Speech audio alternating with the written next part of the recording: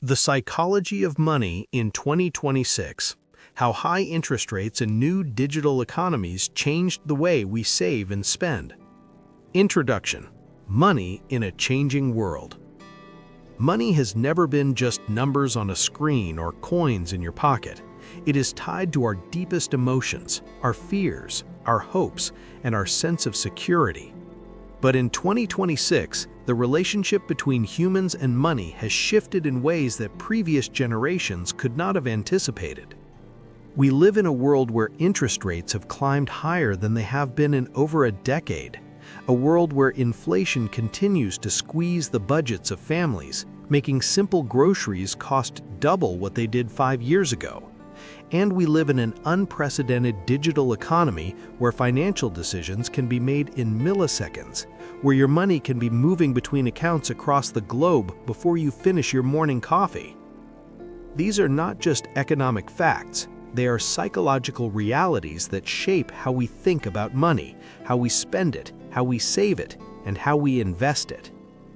The traditional approach to financial education has always focused on technical knowledge, how compound interest works, the math behind loan amortization, the formulas for calculating returns on investment. But in 2026, this approach is incomplete. Yes, you need to understand the technical side of money, but you also need to understand yourself. You need to understand why you make the financial choices you make, what drives you to spend, what paralyzes you from saving, and what emotions surge through your body when you check your account balance at night. This ebook explores the intersection of psychology and money in today's world. It answers critical questions. How have high interest rates changed the way we borrow and save? How have digital economies transformed our spending habits? Why do millions of people feel constant money anxiety even if they have more resources than ever before? How do we protect our mental health in a world of 24/7 financial access and social media comparison? Throughout this journey, we will examine the emotions that drive financial behavior: fear, greed, shame, pride, anxiety, and hope. We will look at how childhood experiences create money beliefs that follow us into adulthood. We will explore why people in 2026 feel more stressed about money than ever before, despite having unprecedented access to financial tools and information. Most importantly, we will learn practical, actionable strategies to build a healthier relationship with money, one that aligns with your values, protects your mental health, and sets you up for long-term financial success in an uncertain world. By the end of this ebook, you will understand that doing well with money is not just about what you know, it is about these are not flaws, they are features of being human. Money triggers our deepest survival instincts. Throughout human history, having money meant security, food, shelter, and protection. Not having money meant vulnerability and danger. This ancient programming still lives in our nervous system. Even if you intellectually know that you will be fine financially, your body may still react with a spike of anxiety when you see a large, unexpected bill. How beliefs shape financial behavior. Your beliefs about money are like an invisible script running in the background of your mind. These beliefs were formed early, usually in childhood, by observing how your parents handled money, by listening to what adults around you said about wealth and poverty, by experiencing scarcity or abundance. Some people grew up with the belief money is evil. Rich people are greedy. It is better to be poor and humble than wealthy and arrogant. Others grew up believing money is security. If you do not have money, you are a failure. Success is measured in dollars. Neither belief is factually true, but both beliefs profoundly shape behavior. The person who believes money is evil may unconsciously sabotage their own financial success. The person who believes money equals worth may exhaust themselves working 80-hour weeks, desperately trying to prove their value. The first step in building a healthier psychology of money is becoming aware of your own beliefs. What did your parents teach you about money? What messages did you receive? What are you telling yourself right now about your financial situation? Emotions and money. Fear, greed, and everything in between. Money is not rational. Money is emotional. Fear is perhaps the most powerful emotion in the money story of 2026. Fear of not having enough. Fear of losing what you have built. Fear that you are behind, that you have made mistakes, that everyone else is doing better than you. This fear is not irrational in 2026. Inflation is real, interest rates are high, and the future is uncertain. But this fear can also paralyze you. When fear is overwhelming, people often do one of two things. They either become hyper-cautious, refusing to make any financial moves and missing opportunities, or they swing to the opposite extreme, making reckless decisions and taking excessive risks, hoping for a quick windfall. Greed is the other side of the emotional coin. In markets and in spending, greed pushes us to want more. More returns on investment, more status symbols, more experiences, more things that we think will make us happy. Social media amplifies this greed by constantly showing us what we do not have. Social media, comparison, and money anxiety. In 2026, we are more connected than ever. We can see into the financial lives of strangers, celebrities, and people in our social circles instantly. And this visibility is reshaping our relationship with money in profound ways. Social media creates what researchers call comparison culture. You see someone's vacation photos and feel envious. You see a peer's promotion announcement and feel left behind. You see financial influencers claiming they made $10,000 in a week and feel inadequate about your own progress. This constant comparison creates a baseline of money anxiety that is almost invisible. It's so normal that we've stopped noticing it. Many people check their phones first thing in the morning and last thing before bed, exposed to images and stories that subtly message, "You are not doing well enough. You should have more. You should be further ahead." The result, even people who are objectively financially stable report feeling anxious about money. The goalpost for enough keeps moving further away, pushed by the endless feed of what others have achieved. How high interest rates change behavior. To understand 2026, we need to understand interest rates. Interest rates are the price of borrowing money. When interest rates are high, it is more expensive to borrow. When interest rates are low, it is cheaper. For the first decade after the 2008 financial crisis, interest rates were historically low. People could borrow to buy homes, cars, or start businesses at very favorable rates. This created a generation that associated borrowing with opportunity. But in 2024 and 2025, the world changed. Central banks around the globe raised interest rates aggressively to fight inflation, and those rates have stayed elevated into 2026. What does this mean psychologically? Fear of borrowing. When interest rates are high, the psychology of borrowing shifts. Taking on debt feels riskier. A mortgage at 8% feels fundamentally different from a mortgage at 3%, even if you can technically afford it. People begin to delay major life decisions. Want to buy a home? The monthly payment just increased by $500. Want to start a business? The cost of a business loan is higher. Want to go back to school? Student loans will cost more to repay. This creates a sense of postponement and frustration, especially among younger generations who expected to follow the same financial path as their parents: graduate, get a job, buy a house, build wealth.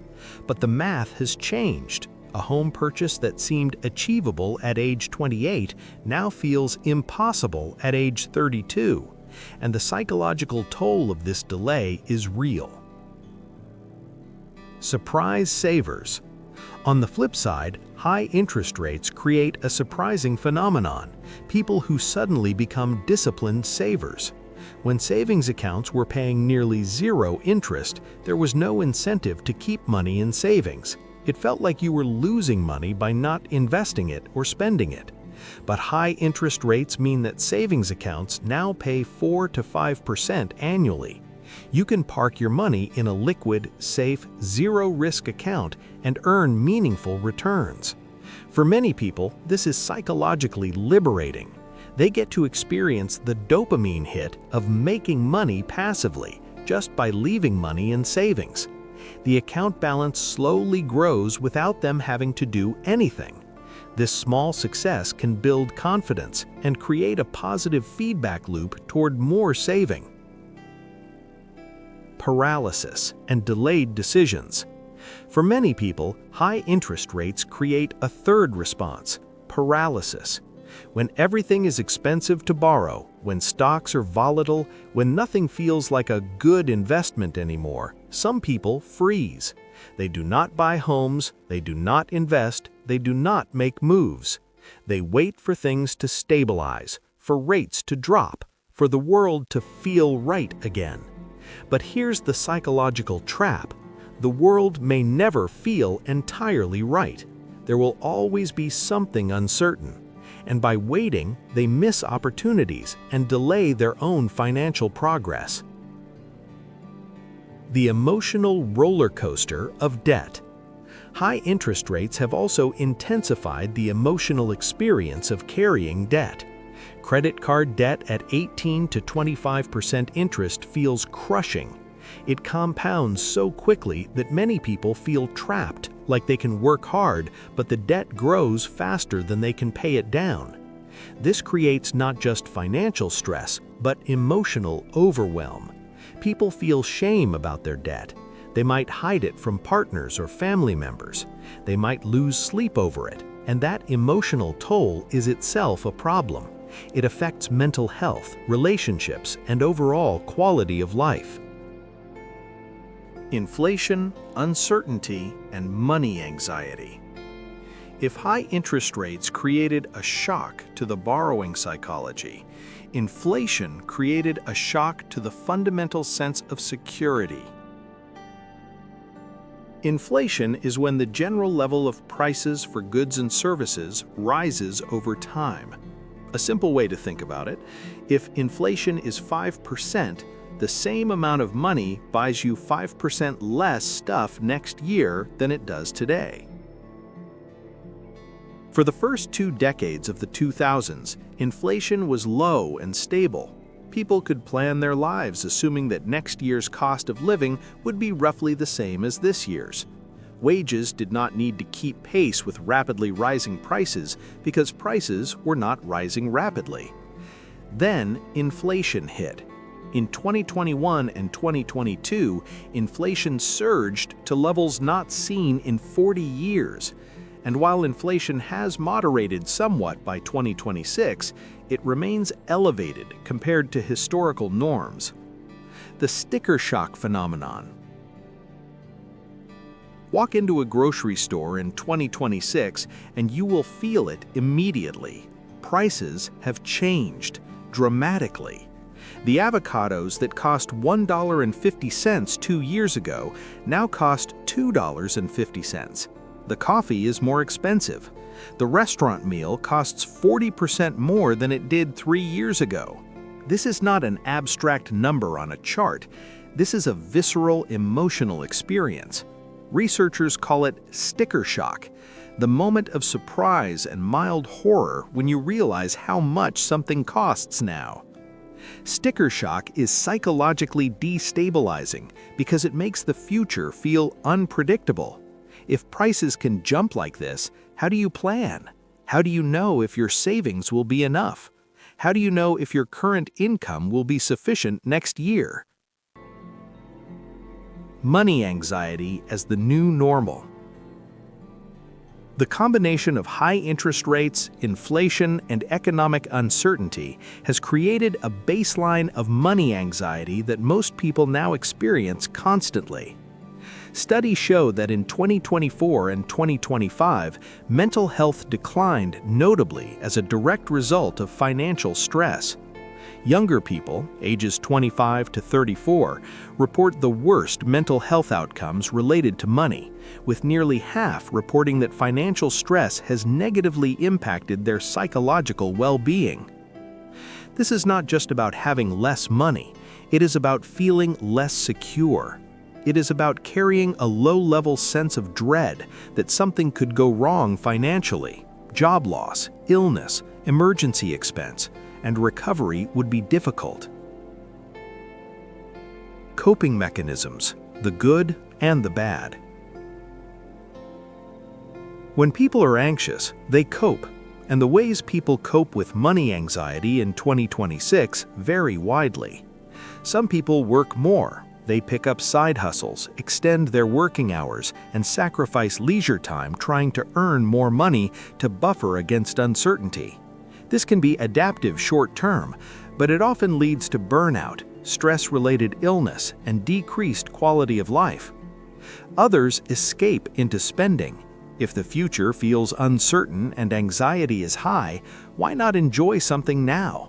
The temporary pleasure of buying something, eating out, getting a treat provides a psychological break from the constant worry. But this escape spending often creates guilt afterward and increases financial stress, creating a vicious cycle. Still others swing to extreme frugality. They cut everything unnecessary from their lives. No eating out, no entertainment, no luxuries. They adopt a scarcity mindset where they see danger everywhere and restrict themselves severely. While some frugality is healthy, extreme frugality often comes from a place of fear rather than intentional values, and this creates a joyless, restrictive life.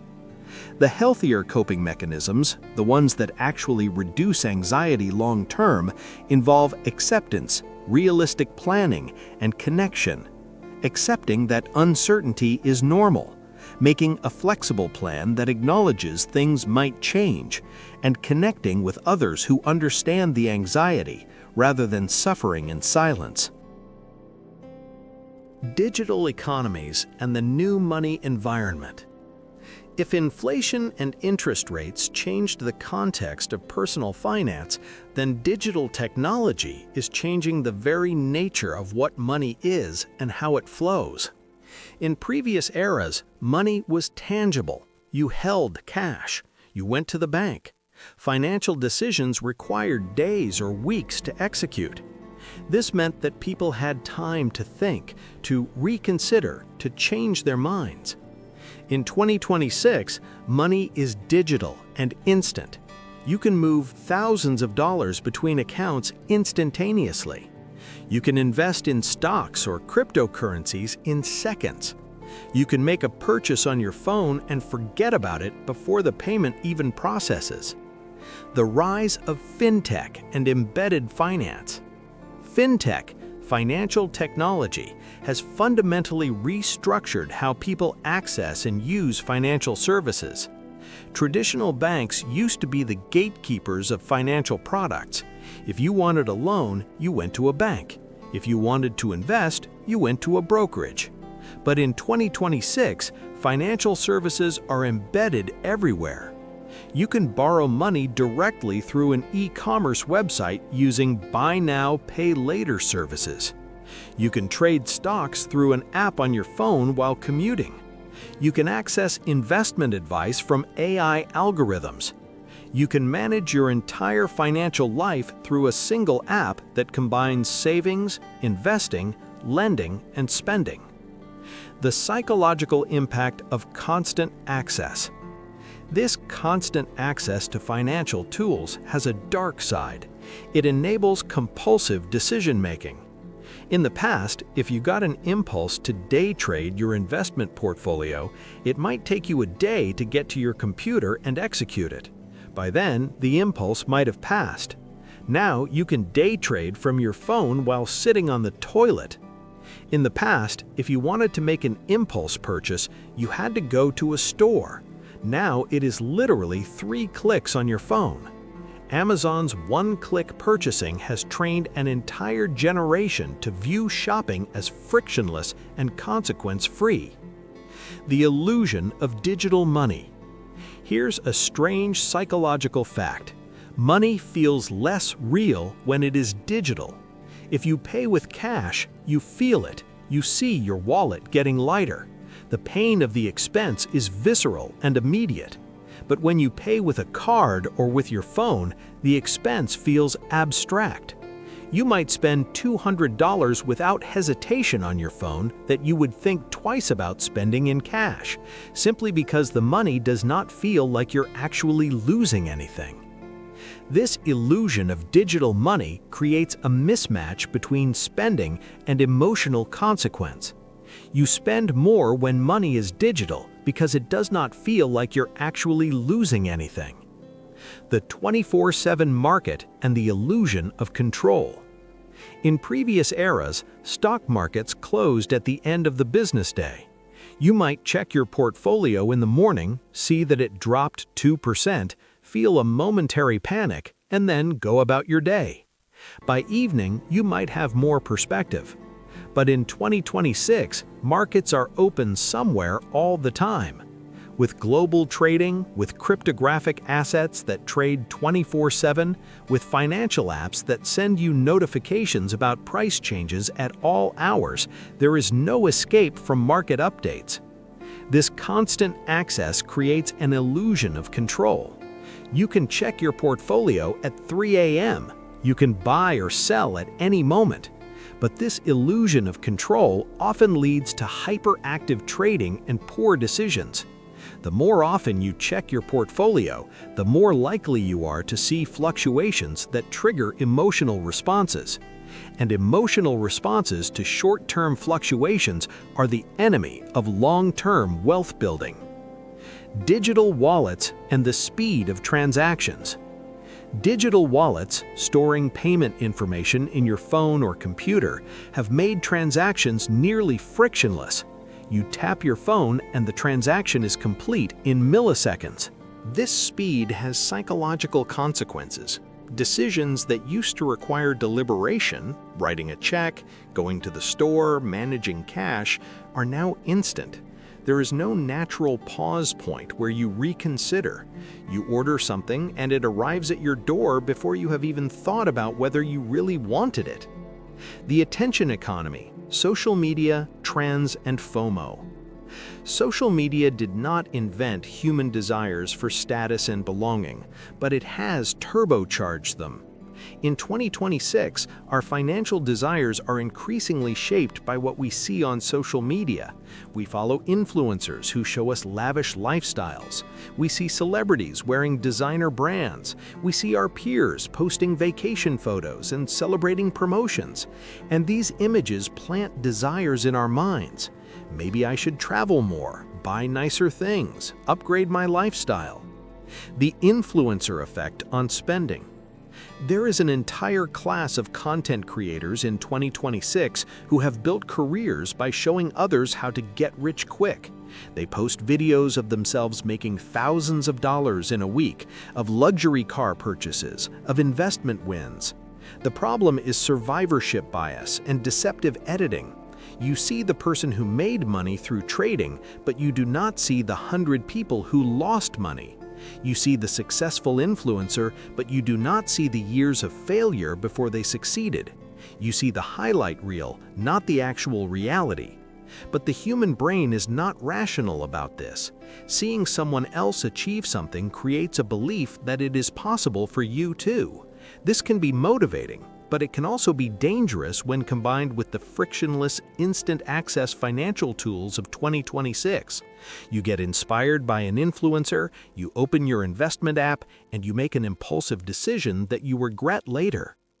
FOMO and the herd mentality in investing. FOMO stands for fear of missing out. In 2026, FOMO is a primary driver of financial decisions. You hear about a stock that is surging. Everyone on social media is talking about it. You see people claiming they made amazing returns. FOMO kicks in. What if you are missing out on generational wealth? So you buy. You buy at the peak when the hype is highest and the valuation is worst. Then the stock crashes, you panic and sell at the bottom, locking in losses. This pattern has repeated itself for decades, from tech stocks in the 1990s to housing in the 2000s to cryptocurrencies in the 2020s. But social media has accelerated this cycle and made it more intense. Information spreads faster, FOMO spreads faster, herd behavior intensifies. Researchers in behavioral finance call this herding, the tendency for people to make decisions by following what others are doing rather than doing independent analysis. It feels safe to be part of a crowd. It feels risky to be different. So even people who know better often end up following the herd, and the herd is often wrong. Identity-based spending and status symbols. Here's a deeper psychological dynamic. People don't just buy things to use them. People buy things to signal identity. In 2026, what you buy, what brands you wear, what lifestyle you display signals something about who you are. It says, I am successful, I have taste, I belong to this group, I have my life together. This is called identity-based spending, and it's a primary driver of consumer behavior, especially among younger generations who have grown up in social media. The problem is that identity-based spending is inherently endless. Someone else will always have a newer car, a nicer apartment, more designer brands. The goalpost keeps moving. You never arrive at a place where you have enough to signal success because there is always someone else with more. And this creates a treadmill where you keep spending, keep buying, keep upgrading, always chasing the identity you want to project, but never feeling satisfied that you have achieved it. Spending psychology. Why we buy what we buy.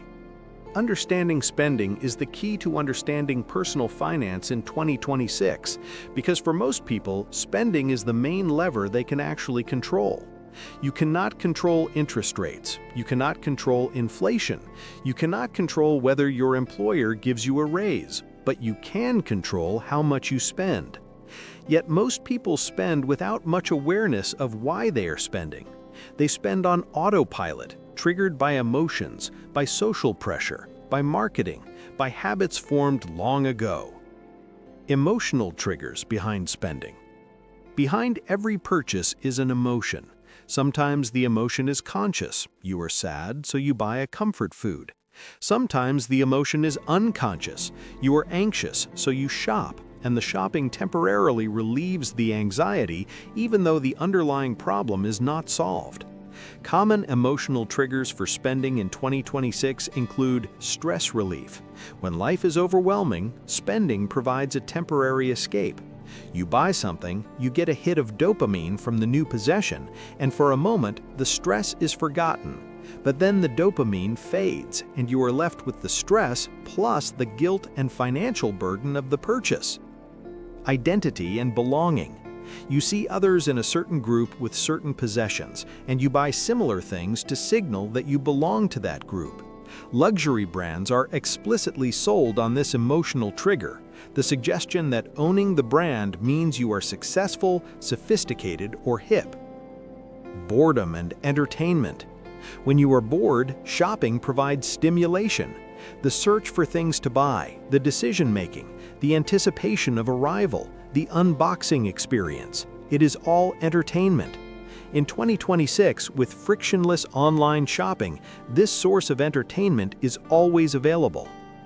Comparison and inadequacy. You see someone else with something nicer, and you feel inadequate, so you buy the same thing or something better to close the gap. But there is always someone with something even nicer, so the gap never actually closes. Validation. In a world where social media is the primary arena for self-expression, purchases become a form of communication. You buy the trendy item not primarily to use it, but to post about it and get social validation in the form of likes and comments. The illusion of digital transactions. One of the biggest psychological differences between cash spending and digital spending is the sense of loss. When you spend cash, you viscerally feel the loss. You see your money disappearing from your wallet. This is called loss aversion, the principle that losses feel about twice as painful as equivalent gains feel good. But when you spend digitally, this loss aversion is muted. You do not see your money leaving, you just see the transaction confirmation. The pain of loss is minimized, so you spend more. Moreover, digital transactions have become so fast that there is no natural moment of hesitation. In the past, you might think about a purchase while you were driving to the store. You might change your mind before you got there. Now, you see something on your phone and it is purchased before you have had any time to think about it. Subscription traps and recurring spending. One of the most insidious tricks of 2026 is the subscription model. Instead of paying one large amount for a product, you pay a small amount each month. Psychologically, this is devastating for long-term finance. That $12 per month app does not feel expensive, but 12 times 12 months times 10 apps you have subscribed to equals $1,440 per year just in monthly subscriptions you might not even use. What happens psychologically is that people lose track. Each subscription feels small and harmless, but they accumulate silently, draining money that you do not actively think about. By the time you realize how much you are spending on subscriptions, it is often a shocking number. The sunk cost fallacy. Here is a common psychological trap. You buy something, and then you keep paying for it or using it even when it no longer serves you because you have already spent money on it. You pay for a gym membership, but you never go. Yet you keep paying because I might go next month, or I already paid for it. You buy a subscription to a streaming service, but you never watch it, yet you keep paying. This is called the sunk cost fallacy. It is the mistaken belief that past spending should influence future decisions. But in reality, what matters is, does this thing provide value to me right now? If not, the past money is already gone. The question is only whether you want to spend more money going forward. This fallacy causes people to spend trillions of dollars globally on things they do not use, simply because they have already paid for them and cannot let that money be wasted. Saving psychology. Why saving is hard and how to fix it. If spending is psychologically difficult to control, saving is psychologically difficult to initiate and sustain. For most people, saving feels like deprivation. It feels like saying no to yourself. It feels like sacrificing joy today for an uncertain future benefit. Compared to the immediate pleasure of spending, saving loses almost every time. This is especially true in 2026, when the future feels uncertain. If you do not know whether you will have a job in 5 years, or whether inflation will make your savings worthless, or whether the world will be stable, why deprive yourself now by saving? The certainty of today versus the uncertainty of tomorrow. This is a fundamental asymmetry in human psychology.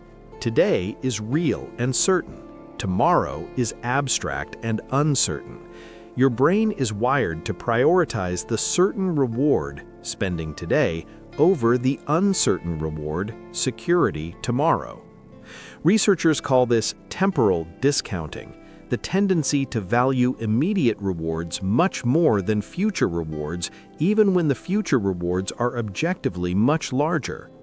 If someone offers you $100 today or $110 next week, many people take the $100 today, even though waiting 1 week for 10% more money is a great return. But if someone offers you $100 in 1 year or $110 in 1 year and 1 week, most people will wait for the $110 because the immediate reward or loss is further away. This is why saving is so psychologically difficult. The cost of saving, sacrificing something you want today, is immediate and certain. The benefit of saving, security in an uncertain future, is distant and abstract. Common mental barriers to saving. Beyond temporal discounting, several other psychological barriers prevent people from saving. I will save when I earn more. This is one of the most common beliefs, but research shows that this is rarely true. If you can't save on $50,000 per year, you probably won't save on $80,000 per year either, because your spending will rise to match your income.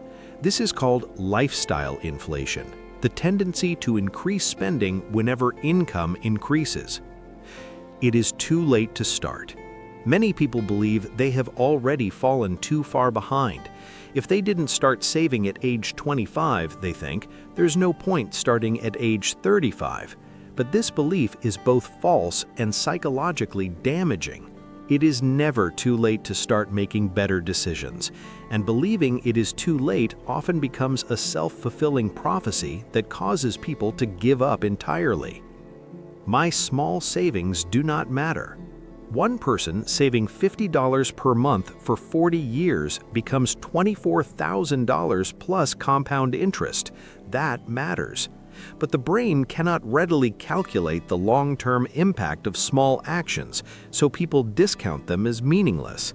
They think, this $50 will not change my life, and they spend it instead, never realizing that these small decisions compound into their entire financial future.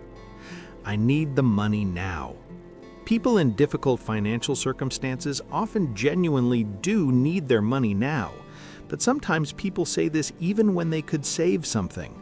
The psychological barrier is that giving up any money today feels dangerous, like they need it as a buffer.